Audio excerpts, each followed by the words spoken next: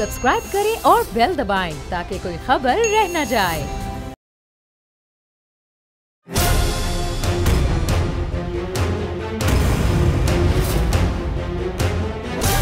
From the Islamabad studios of Bol Network, it's time for Jameel Farooqi on National Debate.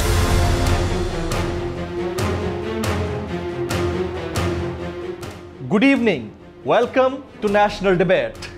अक्सर बैठे बिठाए ये सोचने को दिल करता है कि इस कौम का, इस नेशन का, हमारी नौजवान नस्ल का, इस मुआशरे का सबसे बड़ा मसला या अलमिया क्या है। क्या सियासियात, मुआशियात और इक्तसादियात ही इस कौम के मसाइल रह गए हैं? लेकिन सोचते हैं तो मजबूर हो जाते हैं और हमें लगता है कि हमारी कौम का मसला इक्तसादियात, मुआशियात या सियासियात नहीं बल्कि अखलाकियात है। और अगर आपको इस बात का अंदाज़ा लगा लेना है तो आज के टॉप ट्रेंड्स उठा लीजिए। आप इस कौम को टेलीविजन स्क्रीन पर यह दिखा ही नहीं सकते हैं कि दो मुख्तलिफ राय रखने वाले अलग अलग गिरोह किस अंदाज के टॉप ट्रेंड्स चला रहे हैं। उनको हम टेलीविजन पर डिस्कस तक नहीं कर सकते। लेकिन क्या कीजिए, हमारी कौम सतही पस्ती में इस कदर गिर चुकी है कि इसके ऊपर अगर बात की जाए तो अफसोस लगता है। और ना सिर्फ कौम बल्कि फिर सियासतदान पार्लियामान के बाहर खड़े हों तो भी वही हाल है, पार्लियामान के अंदर मौजूद हों तो भी वही हाल है। बाहर लड़ाई, अंदर लड़ाई, मार कुटाई, एक दूसरे की जानिब तोपों का रुख और उसके नतायज सिर्फ और सिर्फ भुगतना पड़ रहे हैं। तो किसे भुगतना पड़ रहे हैं? क्या हम अपनी आने वाली नस्लों को सिर्फ यह दिखा रहे हैं कि आपने अदम बर्दाश्त रवा रखनी है और कोई अगर अपनी राय का इजहार करे तो उठा के जूता मार देना है, उसकी तरफ गन्स तान लेनी है और नहीं तो थप्पड़ों की बारिश कर देनी है? यह इंतहाई अफसोसनाक है। और 2 दिन पहले ऐसा ही एक अफसोसनाक वाकया पार्लियामेंट हाउस के सामने पेश आया जब एहसन इकबाल साहब, मरियम औरंगजेब साहिबा और शाहिद खाकान अब्बासी साहब मौजूद थे और उनकी मौजूदगी में प्लेकार्ड्स उठाए। पाकिस्तान तहरीक इंसाफ के मुश्तैल कारकुनान पीछे आए। उस दिन प्राइम मिनिस्टर पाकिस्तान ने वोट ऑफ कॉन्फिडेंस लेना था असेंबली से। असेंबली के अंदर बायकॉट किया गया था पीडीएम की जानिब से, लेकिन उन्होंने मीडिया टॉक बाहर रखी और मामलात उलझ गए। इस ज़मन में पाकिस्तान मुस्लिम लीग नवाज और पीडीएम अरकान को भी यह जांचना चाहिए था कि वो कॉन्फ्लिक्ट एरिया में घुसे क्यों हैं। उन्हें मीडिया टॉक करनी है तो वो कहीं भी बैठ कर सकते हैं, लेकिन ये कोई लॉजिकल आर्गुमेंट नहीं है। लॉजिकल आर्गुमेंट ये होना चाहिए कि अगर आपके सामने कोई अपनी राय का इजहार करता है तो उसको उसकी राय समझकर कम से कम एहतराम जरूर करना चाहिए। Agenda on the national debate पर बात करने से पहले हम बात करेंगे ट्रेंडिंग टुनाइट की। ट्रेंडिंग टुनाइट आज का हमारा hashtag vote of confidence, hashtag vote of confidence. मुझे जमील फारूकी कहते हैं। आप मेरा प्रोग्राम नेशनल डिबेट बोल न्यूज़ पर मुलाहिजा करते हैं। ऑन द डिबेट टुनाइट आज के हमारे मुअज़्ज़ज़ मेहमानान जनाब एहसन इकबाल साहब, आप सेक्रेटरी जनरल हैं पाकिस्तान मुस्लिम लीग नवाज़ के। आप अहम ओहदा रखते हैं पाकिस्तान डेमोक्रेटिक मूवमेंट में और आप वफाकी वज़ीर दाखिला भी रह चुके हैं।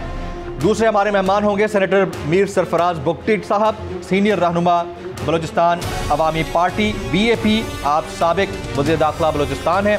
और जनाब सैयद अमीनुल हक साहब, वफाकी वज़ीर बराए इंफॉर्मेशन टेक्नोलॉजी, आपका ताल्लुक मुत्तहिदा कौमी मूवमेंट पाकिस्तान से है और आप राब्ता कमेटी के रुकन भी हैं। जनाब एहसन इकबाल साहब, बहुत शुक्रिया आपके वक्त के लिए। सबसे पहले तो मैं जो गुज़िश्ता रोज़ वाक़या आपके साथ हुआ उसकी शदीद मज़म्मत करता हूँ।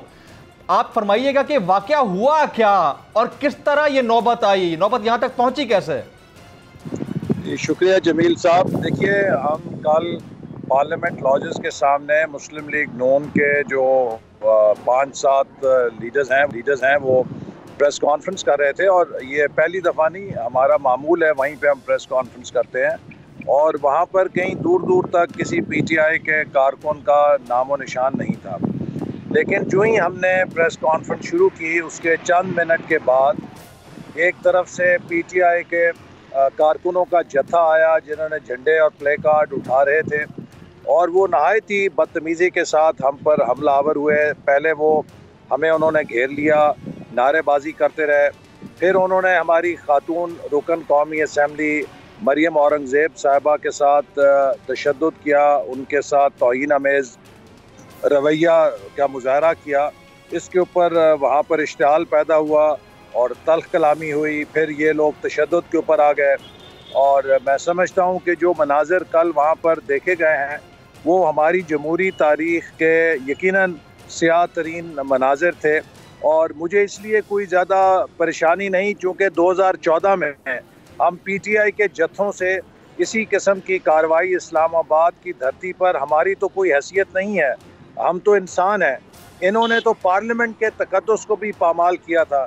जैसे सदर ट्रंप के हामी जो हैं वो अमेरिका में कैपिटल हिल पे चल दौड़े थे, इसी तरह इन्होंने पार्लियामेंट को, PTV को ताराज किया था। और हम पर अगर उन्होंने घूंसे मारे, एक खातून की तौहीन की या जूते बरसाए, तो इससे हमारी ज़ात को कोई नुकसान नहीं पहुंचा, बल्कि अल्लाह ताला ने उसके बाद हमें ज़्यादा इज़्ज़त दी है। लेकिन इनके चेहरे से नकाब उतरा है कि किस किस्म के सियासी गुंडागर्दी ये लोग करते हैं। और इमरान खान साहब जो ख़ुद को एक स्पोर्ट्समैन कहते हैं, उम्मीद तो ये थी कि ये अपने हमायतियों को स्पोर्ट्समैन स्पिरिट का दर्स देंगे, लेकिन इन्होंने एक ऐसी नस्ल तैयार कर दी है कि जो पाकिस्तान में तशद्दुद के ऊपर, नफ़रत के ऊपर पनप रही है, और इसने हमारी सियासत को बहुत परागंदा कर दिया। और मुझे यकीन है कि इमरान साहब तो जल्दी चले जाएंगे, लेकिन इनकी जो नस्ल ये तैयार कर गए हैं नफ़रत की और तशद्दुद की, इसका हमारे मुआशरे को बड़ी देर तक सामना करना पड़ेगा। एहसन इकबाल साहब, तो क्या आप इस सारे वाक़े के बाद, क्योंकि ज़ाहिर है आपको हज़ीमत का सामना करना पड़ा, पूरी कौम देख रही थी इस सिचुएशन को, मरियम औरंगज़ेब साहिबा के साथ जो हुआ या शाहिद खाकान अब्बासी साहब के साथ जो हुआ, आप इसके खिलाफ कोई कानूनी चाराजोई करने जा रहे हैं, कोई FIR कटवाने जा रहे हैं? जी, इसके खिलाफ हम जो भी मुनासिब कानूनी कार्रवाई है वो करेंगे और पार्लियामेंट की सतह पर भी इस मसले को उठाएंगे। हमें तो कोई ऐसा चीज़ का दुख नहीं है हमारे साथ क्या हुआ, लेकिन एक खातून रुकने कौमी असम्बली की इस तरह तौहीन करना, ना ये हमारी सियासत इजाज़त देती है, ना हमारे अखलाक इजाज़त देते हैं, ना हमारा दीन, ना हमारा मज़हब, ना कोई भी इंसानियत का पैमाना इस रवैये की इजाज़त देता है। तो मैं समझता हूँ कि इसके ऊपर जितना भी एहतजाज किया जाए उतना कम है। और ये हुकूमत का फ़र्ज़ है कि फुटेज सब के सामने है, हर शख्स के कैमरे में महफूज है। अब तक तो हुकूमत को उन लोगों के ख़िलाफ़ कार्रवाई का अज़ खुद आगाज़ कर देना चाहिए था, किसी शिकायत का भी इंतज़ार किए बगैर। लेकिन आपने देखा कि वज़ीर आज़म को 2 लफ्ज़ कहने की भी हिम्मत नहीं हुई। वो अखलाकियात से आ रही हैं और मुझे कोई शुबा नहीं है ये लोग जो इस किस्म के अखलाक का मुजाहरा करते हैं, इनको वज़ीर आज़म से शाबाश मिलती है और ये इसीलिए इस किस्म की बदतमीज़ी को अपना एक सियासी किरदार का वतीरा बनाने पे फ़ख्र करते हैं। तहरीक इंसाफ के जिन रहनुमाओं से मेरी बात हुई है, गुज़िश्ता रोज़ भी हमारे शो पे ज़रताज गुल वज़ीर थी, उनसे पूछा, उन्होंने कंडेम तो किया लेकिन साथ साथ ये कहा कि PMLN की लीडरशिप को एक ऐसे कॉन्फ्लिक्ट जोन में जाने की क्या ज़रूरत थी जब वहाँ पर ऑलरेडी कारकुनान मौजूद थे। तो ये सवाल आपसे बनता है कि जब आप लोगों ने एक असेंबली इजलास का बजाते खुद बायकॉट कर दिया था, तो फिर बाहर असेंबली के खड़े होकर मीडिया टॉक की क्या ज़रूरत थी? बेहतर था कि आप कहीं किसी सेफ जगह पर प्रेस कॉन्फ्रेंस करते। एहसन इकबाल साहब, देखिए, जो प्रेस कॉन्फ्रेंस की वो अपनी रहाइश गाह के बाहर की, और हम इसलिए मजबूर हुए कि पार्लियामेंट लॉजेस में हम रहते हैं और हमेशा पार्लियामेंट लॉजेस के अंदर प्रेस कॉन्फ्रेंस हुआ करती थी।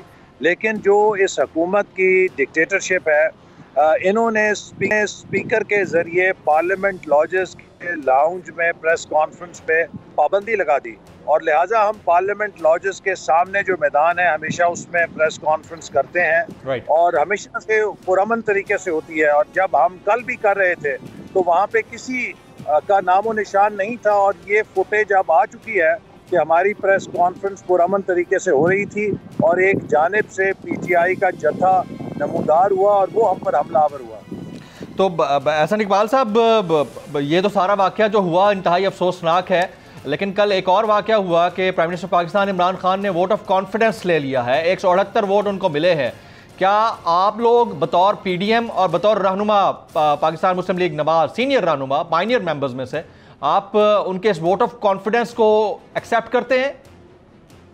देखिए, जो उन्होंने वोट ऑफ कॉन्फिडेंस लिया है, अगर आप उसकी हकीकत जानना चाहते हैं तो आपने अगर उस वक्त वज़ीर आज़म और उन तमाम अराकीन के चेहरे देखे हों जो वहाँ मौजूद थे, यूँ लगता था कि वो किसी मातम पर बैठे हुए हैं। और ख़ुद वज़ीर आज़म के चेहरे से हवाइयाँ उड़ रही थी, उनका हर रुकन जो है वो डिप्रेस था।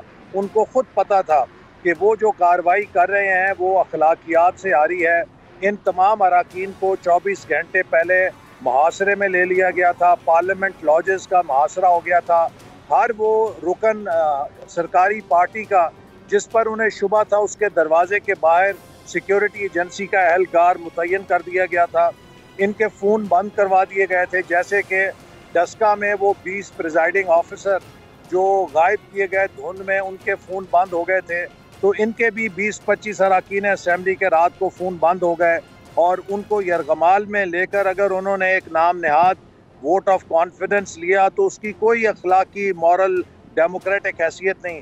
सवाल तो ये है कि इमरान साहब जो ख़ुद को इतना शेर कहते हैं और इतना बहादुर कहते हैं, और इस्तीफ़ा देने के बाद ये फिर वोट ऑफ कॉन्फिडेंस लेते, वो कुर्सी के साथ चिमटे रहे, इक़्तिदार की कुर्सी का सहारा लेकर सरकारी वसाइल, रियासती इदारों का दबाव, और आपने देखा कि उन्होंने फिर शिकस्त से अगले दिन ही हमारी तस्वीर है उसको भी अपनी नफ्सियाती जंग के अंदर शामिल किया और यूं हमारे जो कौमी इदारे हैं उन्हें अपनी सियासत में झोंकने की कोशिश की। तो ये तमाम उनके जो इसके साथ उन्होंने अगर एक शैम वोट ऑफ कॉन्फिडेंस दिया है। लेकिन एहसन इकबाल साहब, जिस तरह आपने फरमाया 17 लोगों का, तो ये 17 लोग बड़े इंपॉर्टेंट थे। 16-17 लोग अगर आप इनको आइडेंटिफाई कर देते, अगर आप इनका नाम ले देते, और ये वही लोग हैं जिनको टिकटों की चकाचौंध ने अपनी तरफ मायल किया।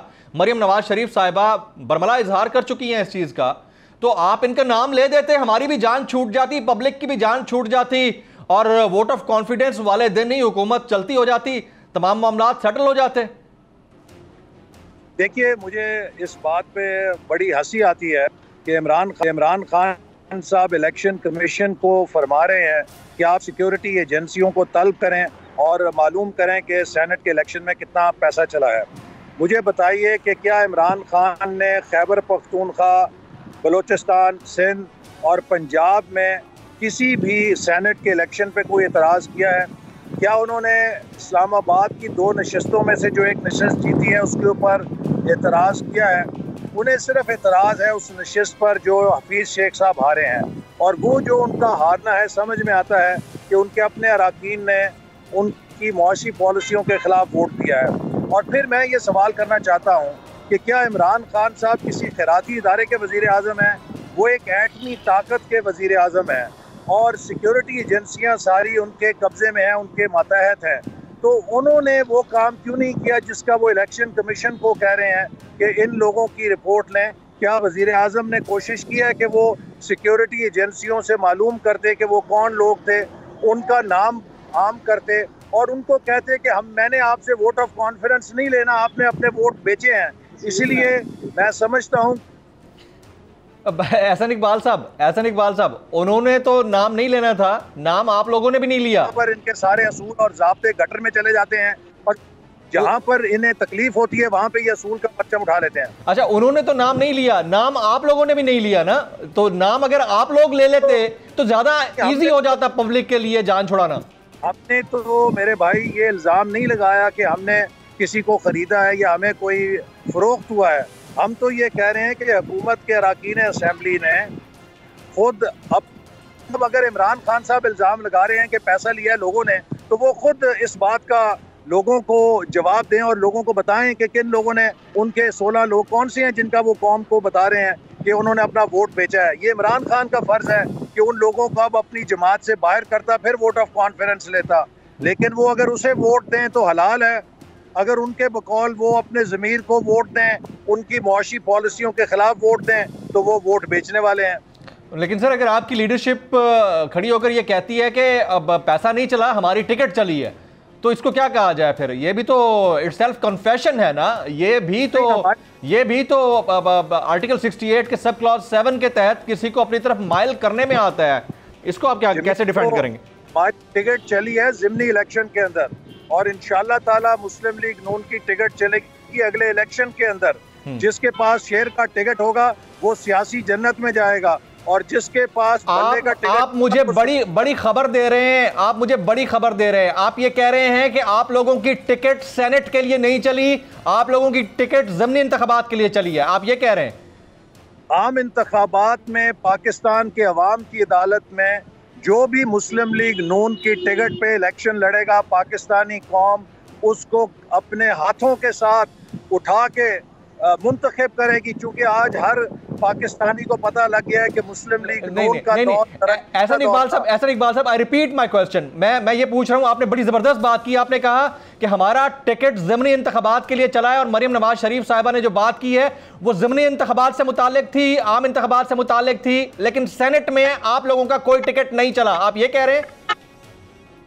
नहीं, मैं ये कह रहा हूँ कि सेनेट के इलेक्शन में तो पीडीएम ने इलेक्शन लड़ा है, और जहां पीडीएम के उम्मीदवार हमने खड़े किए हैं वो कामयाब हुए हैं। लेकिन अगले इलेक्शन में जब मुस्लिम लीग नून मैदान में उतरेगी तो आप देखेंगे कि इंशाअल्लाह ताला शेर का निशान एक कामयाबी का निशान होगा, क्योंकि हर पाकिस्तानी जान चुका है कि मुस्लिम लीग नून ने इस मुल्क में तरक्की की थी, लोड शेडिंग ख़त्म की थी, दहशतगर्दी ख़त्म की थी, सीपैक कामयाब किया था, और आज जो महंगाई तबाही मुल्क के ऊपर बल्ले के हाथों आई है, जो बल्ले का निशान लेकर इलेक्शन में आएगा उसकी जमानत जब्त होगी। तो मरियम नवाज शरीफ साहिबा ने जो टिकट्स चलने वाली बात की वो सेनेट के हवाले से नहीं थी, आप ये कह रहे हैं? उन्होंने ज़िमनी इलेक्शन और आम इंतखाबात के हवाले से की थी। आपने बहुत बड़ी खबर दे दी है मुझे आज के इस डिबेट में, और बड़ी जबरदस्त खबर दे दी है। अब सादिक संजरानी साहब और यूसुफ रजा गिलानी साहब, इन दोनों का अगर कॉन्टेस्ट पड़ता है चेयरमैन सेनेट के इंतखाब के लिए, और सादिक संजरानी साहब अगर जीत जाते हैं, तो क्या आप लोग इलेक्शन कमीशन का या जो नतायज आएंगे वो फैसला मान लेंगे? ऐसा इकबाल साहब? जमील साहब, मुझे ये बताइए कि पिछले चंद दिनों से एक बहुत अखलाकियात के मुबल्लिग हज़रत मौलाना इमरान अहमद नियाज़ी पूरी कौम को दर्स दे रहे हैं कि पैसा नहीं होना चाहिए और अक्सरियत का एहतराम होना चाहिए।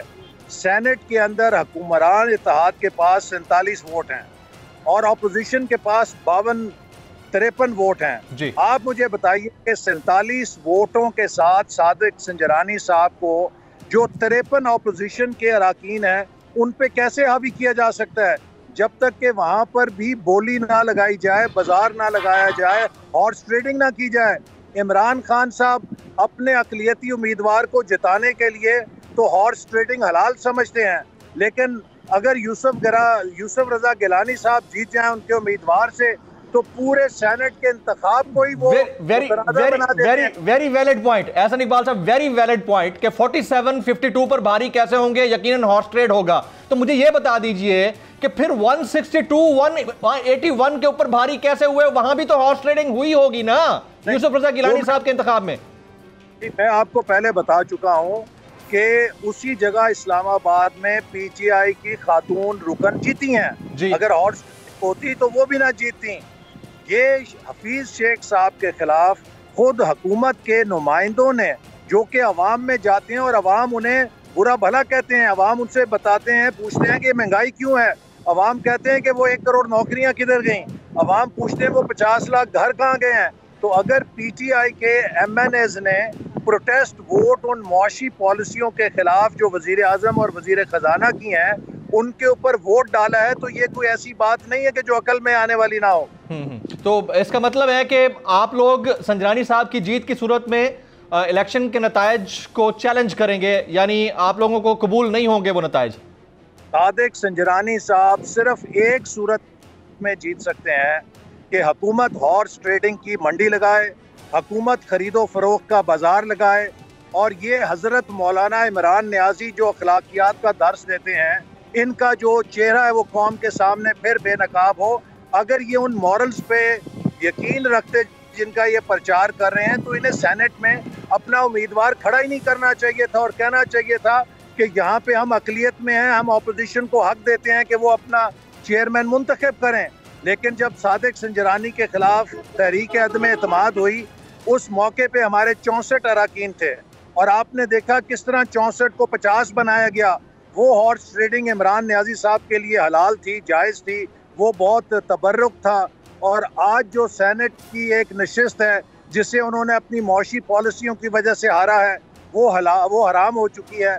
तो ये दो चेहरे हैं इमरान तो एहसन इकबाल साहब, you all had an option, और ऑप्शन ये था कि ओपन बैलेटिंग की तरफ चले जाते।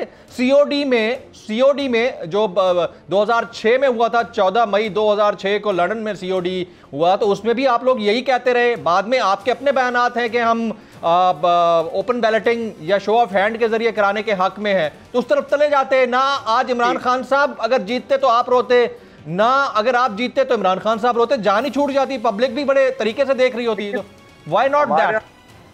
हमारा इतराज जमील ये था कि अगर आपने ये तरीका बदलना है तो इसके लिए आपको आइन में तरमीम करनी पड़ेगी। ये ऑर्डिनेंस के जरिए या सुप्रीम कोर्ट के जरिए तरीका नहीं बदल सकता। लेकिन हुकूमत का ये ख्याल था कि वो पार्लियामेंट को बाईपास करके तब्दील कर सकती है, और हम इस बात की इजाजत नहीं दे सकते कि जो आइन में तब्दीली का आईनी तरीका है आप उसको बाईपास करें। चूंकि ये प्रेसिडेंट कायम हो गया तो आइन के अंदर बहुत सारी गैर आईनी तब्दीलियों का सिलसिला शुरू हो जाएगा। अगर हुकूमत संजीदा थी तो पार्लियामेंट के अंदर एक कमेटी बनाती, उसमें तमाम पार्टीज को बुलाती और इत्तफाक राय के साथ एक इंतखाबी इस्लाहात के जामे पैकेज के ऊपर बातचीत करती। लेकिन हुकूमत, आपको पता है कि वो सिर्फ जहाँ पे उसकी दुम के ऊपर पैर आए वहाँ पर चीखती है, बाकी निज़ाम से उसे कोई सरोकार नहीं।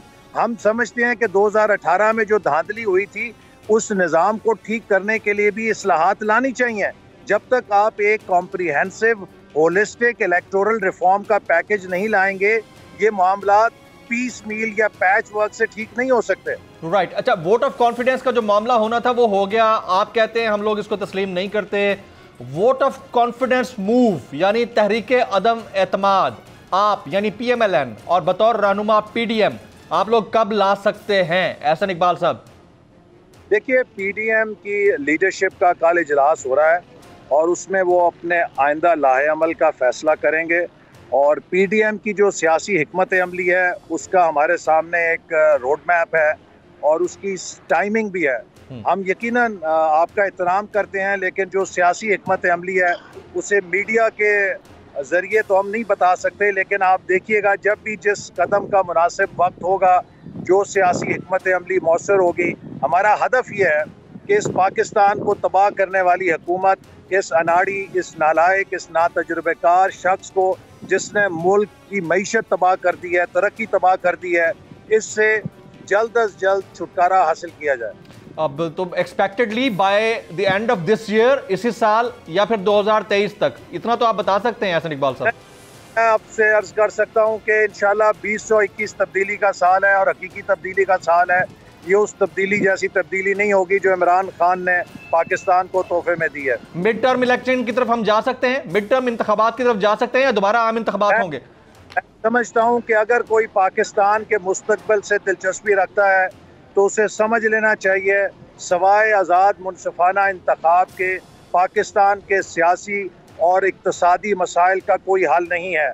अगर हम ये जिसे कहते हैं पैच वर्क की हुकूमतें, पकड़ दकड़ की हुकूमतें बनाएंगे तो इस तरह के कमज़ोर ढांचे से मुल्क की मईशत ठीक नहीं होगी।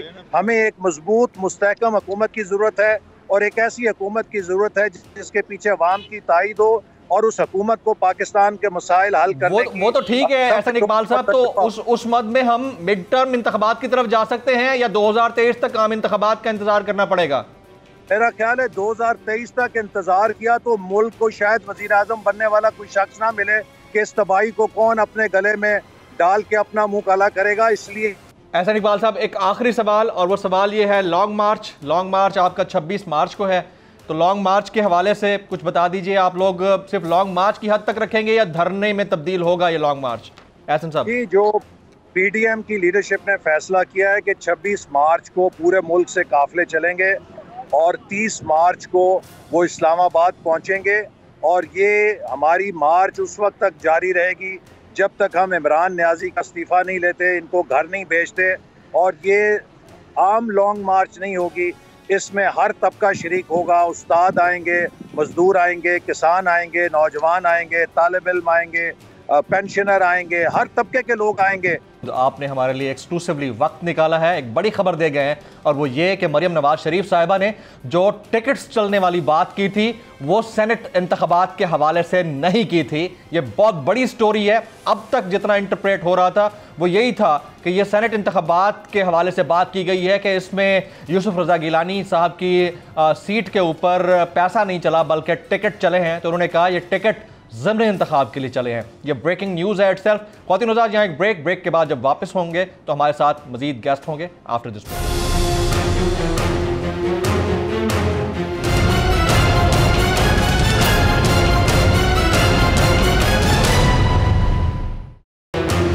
Welcome back. प्रोग्राम के इस हिस्से में मीर सरफराज खान बुगटी साहब, आपका ताल्लुक बलूचिस्तान से है, आप हाल ही में सेनेटर दोबारा मुंतखब हुए हैं, और मीर सरफराज खान बुगटी साहब वज़ीर दाखिला भी रह चुके बलूचिस्तान के, तो इस हवाले से उनसे बात करना बड़ी ज़रूरी थी।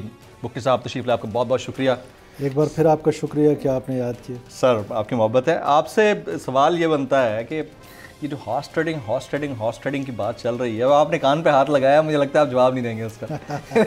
पूछना बड़ा ज़रूरी है, ये हॉर्स ट्रेडिंग वाकई हुई है और बलूचिस्तान के लोग ज़्यादा बिके हैं इसमें सेनेट इंतखाबात? देखें, बिस्मिल्लाहिर्रहमानिर्रहीम, बलूचिस्तान की तारीख़ में मैं समझता हूँ कि जितने इलेक्शन सेनेट के गुजरे हैं, इस सेनेट में स्पेशली मैं स्पेसिफिक रहूँगा अपनी बलूचिस्तान अवामी पार्टी के साथ, बिकॉज़ हम बलूचिस्तान अवामी पार्टी ने जितने भी सेनेटर्स इलेक्ट किए हैं वो सब के सब मिडिल क्लास वर्कर्स हैं। ना हमारे पास इतने पैसे हैं करोड़ों में कि हम लोगों को दे सकें, तो लिहाजा ये बदनामी तो हमारे खाते में ज़रूर आती है। रिसेंटली अगर आप यूसुफ रज़ा गिलानी साहब का इलेक्शन देख लें, बलूचिस्तान से जितने भी MNAs हैं किसी पे उंगली नहीं उठी है, हालांकि सिंध से, पंजाब से उंगलियां उठ रही हैं, लोगों का पता चल रहा है, जिस तरह प्राइम मिनिस्टर ख़ुद फरमा रहे हैं। तो ये सारी चीज़ें बलूचिस्तान से अल्लाह के फजल से आहिस्ता आहिस्ता माइनस हो रही है। तो जो इल्ज़ामात हैं कि बलूचिस्तान से लोग बिक जाते हैं, MPs बिकते हैं, इस वजह से जो है सेनेटर्स की सीटों के ऊपर बड़ा पैसा चलता है, तो इस दफ़ा जो हुआ है आपकी नज़र में ऐसा कुछ नहीं हुआ? पहले ज़्यादा होता था। मैंने तो पैसे नहीं दिए। आपने पैसे नहीं दिए? तो देखे ना, नहीं, आपने पैसे नहीं दिए होंगे, लेकिन आप इत्तेहादी हैं, आपने ये तो कहा होगा कि हमारा एक सेनेटर बनाओ वरना देखो हम इत्तेहाद तोड़ देंगे, ये तो कहा होगा। नहीं, देखे जी, हम अभी MKM कह रही है ना डिप्टी चेयरमैन सेनेट में हमारा रखेंगे तो ठीक है, अदरवाइज फिर हमारा मसला। सुने जी, बलूचिस्तान अवामी पार्टी की हुकूमत है बलूचिस्तान में, हम 42 मेंबर्स के साथ एक कोलिशन गवर्नमेंट है। 42 मेंबर्स की कैलकुलेशन कर लें, उस हिसाब से हमारे सेनेटर्स आए हैं, ना उससे ऊपर कोई आया है ना उससे नीचे कोई आया है। तो इससे आपको साफ पता चल जाता है कि कोई डोंकी ट्रेडिंग नहीं हुई है। इत्तेहादी, चले इसको हॉर्स ट्रेडिंग इसलिए नहीं कहते कि हॉर्स बड़ा ज़बरदस्त एनिमल है, हाँ, इसको डोंकी ट्रेडिंग कह लेते हैं। चले, इत्तेहादी ब्लैकमेल तो करते होते हैं। देखिए, ये कोलिशन गवर्नमेंट में, देखा, कोलिशन गवर्नमेंट जब आती है, जहाँ आती है वहाँ प्रॉब्लम ज़रूर होती है, बिकॉज लोगों की एक्सपेक्टेशन ज़्यादा होती हैं। फिर जो कोलिशन पार्टनर्स होते हैं उनकी अपनी पार्टीज़ होती हैं, उनका अपना मैनिफेस्टो होता है, और जो गवर्नमेंट में लीड ले रही होती है पार्टी उसका अपना मैनिफेस्टो होता है, तो उसके मुताबिक फिर चलना होता है। तो जाहिर है प्रेशर भी आता है, लोग ऐसे मौक़ों से फ़ायदा भी उठाते हैं, लोग ऐसे मौक़ों पे कहते भी हैं कि अगर ये करोगे तो ये कर देंगे। जैसे कि मेरे कैंडिडेचर पे हमारे एक इत्तेहादी को एतराज़ हुआ, जमहूरी वतन पार्टी को, उन्होंने कहा जी हम हुकूमत, किसको एतराज़ हुआ? जमहूरी वतन पार्टी को, कि हम हुकूमत छोड़ देंगे, हम ये करेंगे। तो हमने उनको भी मना लिया। तो दिस इज हाउ ये चीज़ें चलती हैं, this is how things are. ये कोलिशन गवर्नमेंट की पॉलिटिक्स, यही पॉलिटिक्स होती है। लेकिन जो लोग सेनेटर मुंतखब होकर आते हैं वहाँ से बलूचिस्तान से, बलूचिस्तान के लिए कुछ करते भी हैं या नहीं करते? आपकी बात नहीं कर रहा, अपार्ट फ्रॉम यू, बाकियों की बात कर लेते हैं। आपके तो हल्के के बारे में डिटेल्स जान चुका हूँ, बड़ा काम किया है आपने। सो नाइस ऑफ यू जी। देखें, जब बंदा सेनेटर बन के आता है, एक तो उसके पास कोई फिस्कल पास नहीं होते हैं, उसके पास कोई मनी बिल में उसका कोई रोल नहीं होता है, उसको फाइनेंसिंग में, बजट में उसका कोई रोल नहीं होता है। वो लेजिस्लेशन करता है, और जो बिलखसूस अगर आप बलूचिस्तान की बात करें कि जो डिप्राइव्ड लोग हैं हमारे, उनकी वॉइस से ऐवान तक पहुँचानी, और जो हाउस ऑफ फेडरेशन का बुनियादी मकसद है इक्विटी की बुनियाद पर यह हाउस है, तो इसीलिए इसको हाउस ऑफ फेडरेशन कहते हैं। तो वहाँ कम से कम जो बलूचिस्तान के इशूज़ होते हैं उसकी ट्रू सेंस में रिप्रेजेंटेशन जो है वो एक सेनेटर का काम है, और वो अल्लाह के फजल से हमारे बहुत सारे दोस्त अच्छा कर लेते हैं, कुछ सारा कम कर लेते हैं, क्योंकि इसमें बज़ाहिर जो रोल है वो कमिटीज़ में है, वो सामने नज़र नहीं आ रहा होता है आपको। तो everybody is playing their own role. House of federation का रोल तो आपने बता दिया, लेकिन कितनी तनख्वाह होती है एक सेनेटर की बाय द वे? मुझे एग्जैक्टली नहीं पता जी, फिर भी रफली मेरा ख्याल है कि 1.5 लाख तक होती होगी। 1.5-2 लाख की एक नशिस्त है जो 6 साल के लिए होती है। उस नशिस्त को, जिसमें आपके पास पावर्स नहीं है, आप कोई फंड्स नहीं ले सकते, आप अपने इलाके के लोगों के लिए काम नहीं कर सकते, तो इतनी मारामारी क्यों होती है बाय द वे? फिर देखिए, इसमें ट्राई टू अंडरस्टैंड, इसमें 2 किस्म के लोग हैं जो माजी में पैसे कोई ना कोई तो पक्ष होंगे ना सर? जी मैं बता रहा हूँ। हाँ, उसमें 2 किस्म के लोग हैं माजी में जिन्होंने ये काम किया, पैसे दिए। उसकी देखिए बड़ी आसान सी एक फ्रीक्वेंशन है। वो क्या है, या तो पॉलिटिकल पार्टीज़ ने किया ताकि वो अपने members as a political party उन्होंने ये काम किया है कि पैसे दिए हैं। हमारे पास एग्जांपल्स हैं, जिस तरह आप देख लें कि पिछली हमारी उसमें अख्तर मैंगल साहब का एक एमपीए था, लेकिन उनका एक सेनेटर था। इसी तरह पाकिस्तान पीपल्स पार्टी का बलूचिस्तान से कोई एमपीए नहीं था, लेकिन उनका एक सेनेटर था जब हम एमपीए था। सो एक तो वो लोग हैं जो पार्टीज़ हैं वो करती है। सेकंड जो मैं समझता हूँ वो लोग करते हैं कि जिनके पास वाफर मिकदार में पैसे हों और उनको स्टेटस चाहिए। उस स्टेटस का क्या फ़ायदा होता है बाय द वे? देखिए, मुझे इसका अंदाज़ा नहीं है, वही जवाब दे नहीं, आप सेनेटर हैं, मुझे तो नहीं, कोई ना कोई तो उसके कोई ना कोई तो इंसेंटिव्स होंगे ना, जिसके लिए इतनी मारामारी होती है, लड़ाई होती है, यार हमारा सेनेटर बनना चाहिए, हमारा बनना चाहिए। पॉलिटिकल पार्टीज़ को तो मेंबर्स चाहिए होते हैं ताकि वो अपने मैनिफेस्टो के मुताबिक बिल्स पे वोट कर सके। इंडिविजुअली अगर कोई करता है, क्योंकि मैं स्टेटस को कॉन्शियस नहीं हूँ, तो मुझे इतना, मैं स्टेटस कॉन्शियस नहीं हूँ, तो मुझे इतना कोई आइडिया नहीं है कि इसमें क्या फ़र्क पड़ता है। वैसे हॉर्स ट्रेडिंग होती है, यकीनन होती है जी। जो हॉर्स ट्रेडिंग होती है, इतना पैसा चलता है, तो एक सेनेटर जो 1.5 लाख रुपए महीना तनख्वाह के ऊपर आकर काम करना है उसने 6 साल के लिए, और 1 लाख के हिसाब से लगाएं तो साल में 12 महीने 12 लाख, 12 को 6 से ज़रब दें, 72 लाख रुपए टोटल वो कमाता है, और उस पर वो 10 करोड़ रुपए लगा के आ रहा है सेनेटर की सीट लेने के लिए। वो क्यों आ रहा है? जो लगा सोचने की बात, जो लगा रहा है उससे पूछे। मैंने तो आपको बता दिया। मैं आपकी बात नहीं कर रहा हूं, just trying to understand the phenomena. I told you about political parties कि वो तो अपने मेंबर्स बढ़ाना चाहते हैं। इंडिविजुअली कोई चाहता है तो वो सिर्फ स्टेटस के लिए चाहता है। माजी में ये होता रहा है कि हमने ये देखा है कि लोग उसमें पैसे लगाते हैं, और इसलिए लगाते हैं कि उनको एक पार्लियामेंटेरियन होने का स्टेटस मिल जाए, जबकि उनके पास पैसा एक्स्ट्रा पड़ा होता है। तो दिस इज़ हाउ ये चीज़ है। लेकिन मैं समझता हूँ कि वो आहिस्ता आहिस्ता पाकिस्तान की पॉलिटिक्स में इस पर क्रिटिसिज्म भी हो रही है, और अगर ये सिलसिला मज़ीद आगे चला तो ऑनेस्टली मैं आपको जमील भाई बताऊँ कि जो मिडिल क्लास पॉलिटिकल वर्कर है मेरी तरह का, उसको ग्रो करने का ऑलरेडी देखें। अब आप जनरल इलेक्शंस हैं, हमारा इलेक्शन कमीशन कहता है कि 10 लाख रुपए लगाओ, लोग करोड़ों रुपए लगा रहे हैं, करोड़ों रुपए। पंजाब में तो बात शायद अरब तक पहुंच गई होगी। तो अब सवाल ये पैदा होता है कि जो मिडिल क्लास पॉलिटिकल वर्कर है वो तो नहीं आ सकता, उसको तो डिस्करेज कर रहे हैं पाकिस्तान के पॉलिटिकल सिस्टम में।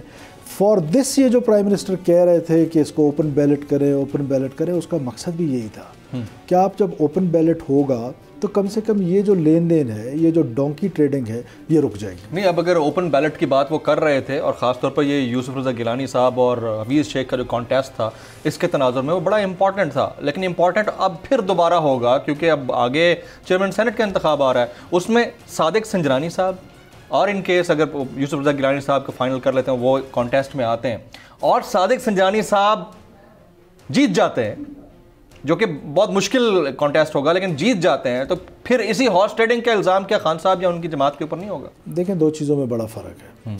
एक तो जब ये इलेक्शन होता है जिसको सेनेट इलेक्शन कह रहे हैं, वो स्पेसिफिक यूसुफ रज़ा गिलानी साहब और हफीज़ शेख साहब के इलेक्शन के हवाले से नहीं था जो प्राइम मिनिस्टर कह रहे थे।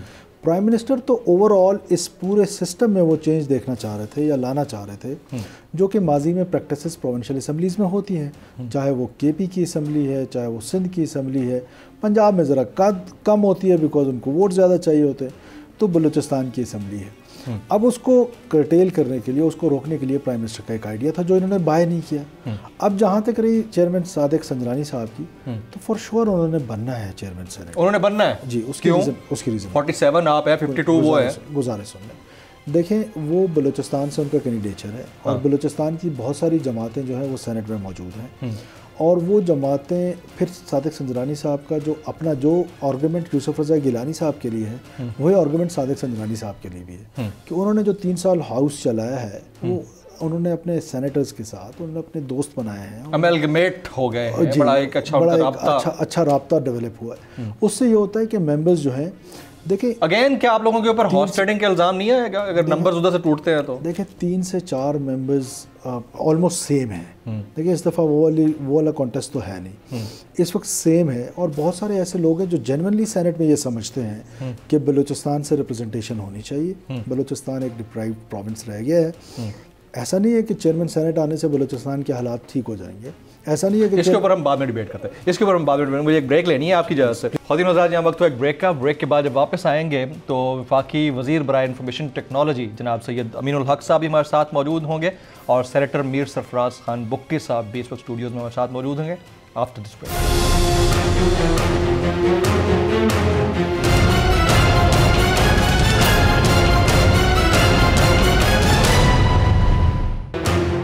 Welcome back. प्रोग्राम के इस हिस्से में हमें सैयद अमीनुल हक साहब ने भी ज्वाइन किया है। आप सीनियर रहनुमा हैं MQM पाकिस्तान के, आप वफाकी वज़ीर भी हैं बराए इंफॉर्मेशन टेक्नोलॉजी, और आपकी इंपॉर्टेंस इसलिए भी ज़्यादा बनती है क्योंकि अब चेयरमैन सेनेट का इंतखाब आ रहा है तो उस हवाले से ज़्यादा इंपॉर्टेंट है। मीर सरफराज बुक्टी साहब ऑलरेडी हमारे साथ स्टूडियोज़ में मौजूद हैं, आपका अगैन बहुत बहुत शुक्रिया।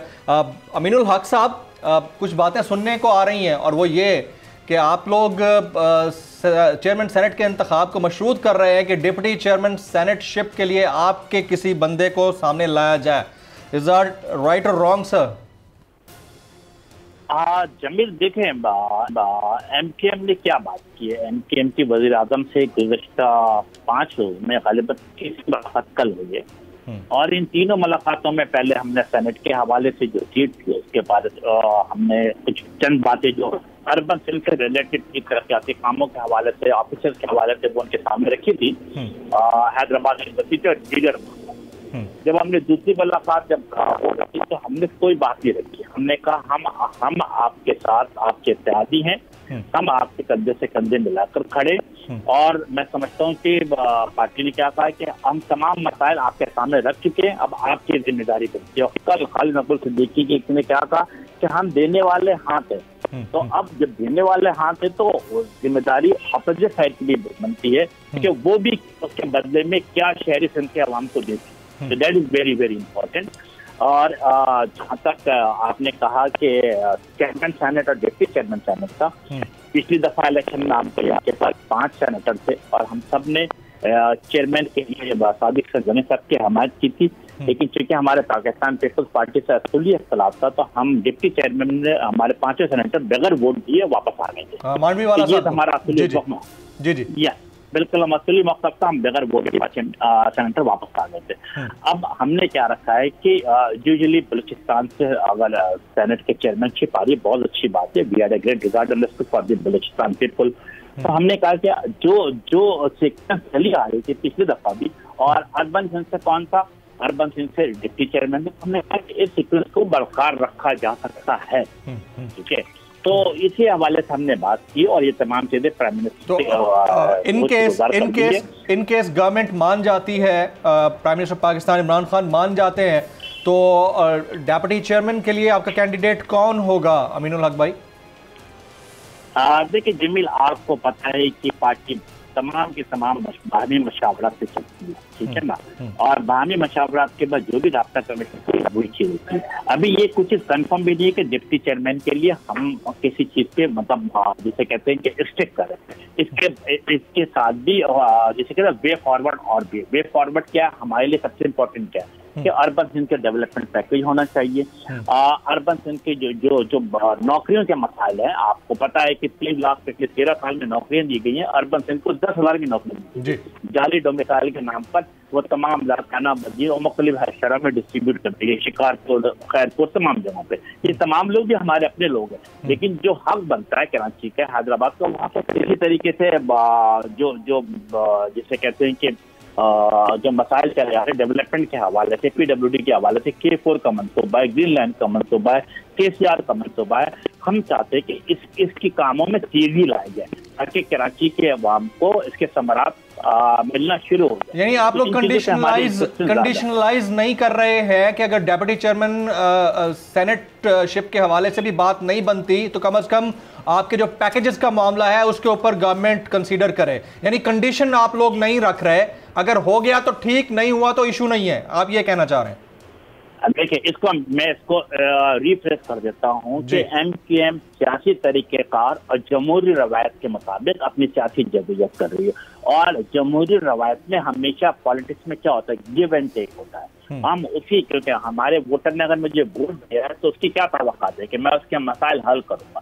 तो डेफिनेटली जब MKM ने जिसे कहते हैं कौमी असेंबली में एतमाद का वोट अगर वफाकी हुकूमत को दिया है, इसी तरह सेनेट के चेयरमैन जब उनके साथ देंगे कि डेफिनेटली वो बदले में शहर के तरक्याती कामों में सेंसस के हवाले से, यूनिवर्सिटी के हवाले से, पानी के मसाइल के हवाले से, ट्रांसपोर्ट के मसाइल के हवाले से, वो की बड़ी शर्म वाली बात होती है कि मैं ये चीज आपके सामने करूँ कि वफाक करेगी। असली तौर पे जमील, आपको पता है कि 18वीं तरमीम के बाद तमाम जिम्मेदारी सूबाई हुकूमत की होती है, लेकिन सियासी इंतकाम के नाम पर तासुब के नाम पर शहर को, हैदराबाद को, मीर प्रसाद को तरक्की नहीं दी जा रही। तो हालत मजबूरी हम ये वफाक से अपील करते चले आ रहे हैं। तो हम सियासी तरीकेकार के मुताबिक आगे बढ़ना चाहते हैं ताकि MKM के ऊपर जो माजी में ब्लैक मेलिंग तो वो तासुर हर तरफ में खत्म हो। और सबसे इम्पोर्टेंट क्या है, बाहमी मशावरत। MKM बाहमी मशावरत से जो भी फैसला करेगी वो हतमी होगा। एब्सोल्युटली राइट जनाब अमीनुल हक साहब। सर, आपने वक्त निकाला, आपका बहुत बहुत शुक्रिया, आप साथ रहे। और बड़ा लॉजिकल आर्गूमेंट है आपका कि कराची के साथ जो नाइंसाफी हो रही है, खुद मैं कराचीआइट और मैं वहाँ जो हालात देखता हूँ वो इंतहाई अंदोहनाक हैं। मतलब कराची अब वो कराची लगता नहीं है, कराची वालों के मसाइल हल होने चाहिए। तो इसको बतौर कंडीशन भी देखा जाए तो इम्पॉर्टेंट है, कंडीशन नहीं भी है तो भी कराची के मसाइल हल होने चाहिए। आपका बहुत बहुत शुक्रिया। बुगटी साहब, आप फरमा रहे थे सादिक संजरानी साहब के हवाले से कि ठीक है, अगर वो चेयरमैन सेनेट पहले भी 3 साल रहे, 3 साल निकाल लिए उन्होंने, आगे 3 साल भी आ जाएंगे, इससे बलूचिस्तान को क्या फ़ायदा होगा? देखिए, बात इतनी है कि जैसे मैं खुद आपको कह रहा था कि सादिक संजरानी साहब के चेयरमैन इलेक्ट होने से ये नहीं हो सकता कि कोई जादू की छड़ी है फ़ौरन ही बलूचिस्तान के हालात ठीक हो जाएंगे या जो महरूमी है, जो अंडर डेवलपमेंट है वो ख़त्म हो जाएगी। लेकिन ये छोटे छोटे जस्टिस होते हैं कि बलूचिस्तान के लोगों को ये पता हो कि कॉन्स्टिट्यूशनल पोजीशंस में एक कॉन्स्टिट्यूशनल पोजीशन हमारी है, उससे वो फील करता है, वो जो उसकी एक सेंस ऑफ डेप्रीवेशन है वो कम होती है। और this is what he is feeling for last 3 years कि उसको पता है कि यार एक पोजीशन पाकिस्तान में कॉन्स्टिट्यूशनल पोजीशन हमारी भी है, हम वहाँ इजीली एक्सेस रख सकते हैं। और फिर जो बलूचिस्तान के लोगों के छोटे छोटे मसाइल यहाँ पर फेडरेशन में है या फेडरल गवर्नमेंट में है, वो मसाइल हल करने के लिए जो प्लेटफॉर्म है, मैं समझता हूँ कि इससे बेहतर प्लेटफॉर्म नहीं हो सकता। नहीं, ये पोजीशंस तो पहले भी मिलती रही हैं बलूचिस्तान को, और बलूचिस्तान की लीडरशिप अपनी प्रेजेंस रखती रही है अवान के अंदर, चाहे वो कौमी असम्बली हो, चाहे सेनेट हो, अब executive body in the province as well. अगर आप देखें, आपके अपने बड़े ज़बरदस्त नाम गुजरे हैं जो कि वज़राए आला रह चुके हैं, तो उसके बावजूद बलूचिस्तान की हालत ज़ार नहीं बदली है। तो इसके ऊपर बेहतर कमेंट आपसे कोई और नहीं कर सकता, क्योंकि आप मिडिल क्लास को रिप्रेजेंट करते हैं।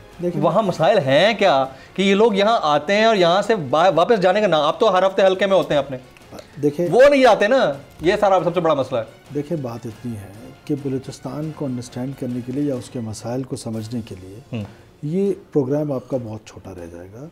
और इसके लिए मैं तो आपसे कहता हूँ कि कोई फिर एक दफ़ा वो डिबेट रखेंगे, लेकिन अभी जितना आप बता सकते हैं, जितना टाइम है उसमें बता सकते हैं। अब बलूचिस्तान के जो मसाइल हैं वो ओवरनाइट कभी चीज़ें ठीक नहीं हो सकती। ये जो अंडर डेवलपमेंट है ये पैरेलल पूरे पाकिस्तान में कहीं नहीं है। ऐसे नहीं कि सिर्फ बलूचिस्तान में, पूरे पाकिस्तान में कहीं नहीं है। अब मैं उसकी मिसाल ऐसे देता हूँ कि विद इन बलूचिस्तान नहीं है। जो डेवलपमेंट क्वेटा में है, क्या वो डेरा बुगटी में है? जो डेरा बुगटी टाउन में है, क्या वो कादराबाद में है या कहीं और है? नहीं है। सो ये सिलसिला जो है वो इसी तरह है। अब जब वसाइल होते हैं रियासतों के पास, तब वो पैरेलल डेवलपमेंट कर पाते हैं। आप रियासतों को देखें जिन्होंने 400 साल बाद अपनी डेवलपमेंट जो है वो पैरेलल कर ली है। उससे पहले ऐसा ही होता रहा है कि डेवलपमेंट का जो सेंटर है वो मेगा सिटीज़ रहे हैं, वो इम्पॉर्टेंट सिटीज़ रहे हैं, और नीचे जो बाकी इलाके हैं वो उसी तरह अंडर डेवलप रहे हैं। लेकिन जब लोगों को वसाइल आते हैं रियासत के पास, जब रियासत अपने पाँव पे खड़ी होती है, अभी हमें चंद साल हुए हैं इस रियासत को बने हुए, तो मैं तो बिल्कुल भी मायूस नहीं हूँ। इंशाल्लाह ताला वो दिन आएंगे जब पाकिस्तान पे अल्लाह ताला की रहमतें होंगी, लोग बेहतर होंगे, चीज़ें बेहतर होंगी। अल्लाह की रहमत तो है। गुजारिश सुनिए, बलूचिस्तान बेहतर हो रहा है, पहले से बहुत बेहतर है। ये सवाल बड़ा इंपॉर्टेंट है, आप लेजिस्लेटर हैं, आपसे पूछना बड़ा ज़रूरी है। क्या पाकिस्तान में कानून साजी की ज़्यादा ज़रूरत है या कानून पर अमल दरामद की ज़्यादा ज़रूरत है? देखिए, दोनों चीज़ों ने साथ साथ चलना है। जो कानून आपने बेहतर करने हैं उनको आप बेहतर करते जाएं, उस पर इम्प्रूवमेंट की हमेशा गुंजाइश रहती है। कानून जब बनता है या आइन जो बनता है वो कतन जो है वो कोई कुरान नहीं है कि उसको आप चेंज नहीं कर सकते, वो वक्त के साथ आपने चेंज डेवलप हो सकता है, डेवलप हो सकता है। हाँ। इसी तरह कानून डेवलप हो सकते हैं, और फिर जो कानून पे अमल दरामद है वो सबसे इम्पोर्टेंट है। देखिए, कानून बनना ज़्यादा ज़रूरी है, अमल दरामद मैं समझता हूँ उससे कम ज़रूरी है। एक टाइम आएगा कि देखिए बहुत सारी ऐसी एग्जांपल्स दी जा सकती है कि बहुत सारे पाकिस्तान में ऐसे कानून थे जिन पे अमल दरामद नहीं होता था। अब वो ग्रेजुअली लोगों में वो सेंस आ रही है और वो चीज़ें फॉलो हो रही हैं, बेहतर होती जा रही हैं। तो मेरा ख्याल है कि ये दोनों चीज़ों ने पैरेलल चलना है। सर, इदारों में भी तो सेंस होना, यानी अब आप देखें कि एक शख्स अपने मुंह से कह रहा है कि पैसा नहीं चला, टिकट्स चले हैं, तो इट्स सेल्फ ये तो कन्फेशन है कि कुछ ना कुछ तो चला है। देखिए, आपने किसी को ग्रीड में तो अपनी तरफ माइल किया है ना। देखिए, हम हमेशा ये बात कहते हैं कि चीज़ें बेहतरी की तरफ जा रही हैं। ये जो सेनेट इलेक्शन था, मैं बाकी सूबों पे कमेंट नहीं करना चाहता हूँ। बलूचिस्तान में हालिया तारीख में सबसे बेहतरीन सेनेट का इलेक्शन मॉरलिटी के हवाले से जो हुआ है वो इस दफ़ा हुआ। ये अख्तर मैंगल साहब किसकी तरफ खड़े हैं वैसे बाय द वे इन सारे हालात में? देखिए, अख्तर मैंगल साहब पीडीएम की तरफ है, इधर है, उधर है, किधर है? अख्तर मैंगल साहब अपेरेंटली तो उधर है। नहीं, देखिए, अख्तर मैंगल साहब पीडीएम से भी बढ़कर कुछ है। उनकी जो सोच है, उनकी सोच सिर्फ ये है कि वो इंस्टीट्यूशन को मलाइन करना चाहते हैं। अच्छा। उनका भाई गोली की जोर पे पाकिस्तान को तोड़ना चाहता है। किनका भाई? अख्तर मैंगल का भाई गोली की जोर पे। क्या नाम है उनका? जावेद मैंगल। वो लश्कर बलूचिस्तान को हेड करते हैं। अच्छा। वो गोली के जोर पे तोड़ना चाहते हैं और अख्तर मैंगल मुंह के जोर पे तोड़ना चाहते हैं। तो this is how it is. वो दोनों बहुत बड़ी बात आप कर गए कि उनका भाई उसको हेड करता है, लश्कर को हेड करता है। लश्कर बलूचिस्तान का सरबराह है, मासूम लोगों के कत्ल गारत में शामिल हैं, कितने लोग इन्होंने मार दिए हैं। तो दोनों भाइयों ने पेट किया हुआ है कि एक लेजिटिमेट वॉइस बनेगा यहाँ पर पाकिस्तान में रहकर, पाकिस्तान की पार्लियामेंट में रह के उन फोर्सेस का जो सेपरेटिस्ट फोर्सेस है उनकी लेजिटिमेट वॉइस। वैसे तो जमील फारूकी उनको बुला सकते हैं अपने प्रोग्राम में, सवाल ही नहीं पैदा होता। तो फिर जब अख्तर मैंगल को तो बुला सकता है। हाँ। तो ये चीज़ को अंडरस्टैंड करें, वो उनकी लेजिटिमेट। एक चीज़ मैं होना चाहता हूँ कि पूरा पाकिस्तान ये सुन ले कि देखिए, जो मिलिटेंसी के हवाले से जितनी भी प्रॉक्सीज बनी थी पाकिस्तान में, टीटीपी, लश्कर जंगवी, दाइश, फलाना फलाना फलाना, बीएलए, बीआरए, यूबीए, सब के सब फेल हुए हैं। और वो फेल हुए हैं पाकिस्तान फौज की कुर्बानी और लोगों की कुर्बानी से। इसमें कोई आज पोजीशन ऑफ स्ट्रेंथ में पाकिस्तान की रियासत है। ये रियलाइजेशन हो गई है उन फोर्सेस को जो पाकिस्तान को डिस्टेबलाइज करना चाहते हैं कि पाकिस्तान अब मिलिटेंसी से नहीं, पाकिस्तान अब पॉलिटिकल मूवमेंट से वीक होगा, जिसकी सबसे बड़ी मिसाल पीटीएम है आपके सामने। एब्सोल्युटली राइट जनाब। मीर सरफराज बुगटी साहब, आप एक्सक्लूसिवली अपने कीमती वक्त में से वक्त निकालकर स्टूडियो तशरीफ लाए, आपका बहुत बहुत शुक्रिया। अमीनुल हक साहब भी हमारे साथ मौजूद थे। ख्वातीन हज़रात, बात सिर्फ इतनी सी है कि इस मुल्क में कानून साजी की भी ज़रूरत है, कानून पर अमल दरामद की भी ज़रूरत है। शायद कानून पर अमल दरामद की ज़्यादा ज़रूरत इसलिए है क्योंकि जिसके पास पैसा है वो कानून को भी ख़रीद लेता है, वो लेजिस्लेट भी करवा लेता है। तो ये जो पैसे की रेल पेल और हैव्स और हैव नॉट्स का चक्कर है, इससे हमें निकलना होगा। और अहम तरीन बात कि हमें सियासियात, मुआशियात और इक़्तिसादियात ने नहीं फंसाया, हमें अखलाकियात ने फंसाया है। अखलाकियात को बेहतर करना होगा। प्रोग्राम से जमील फारूकी को याद दीजिए।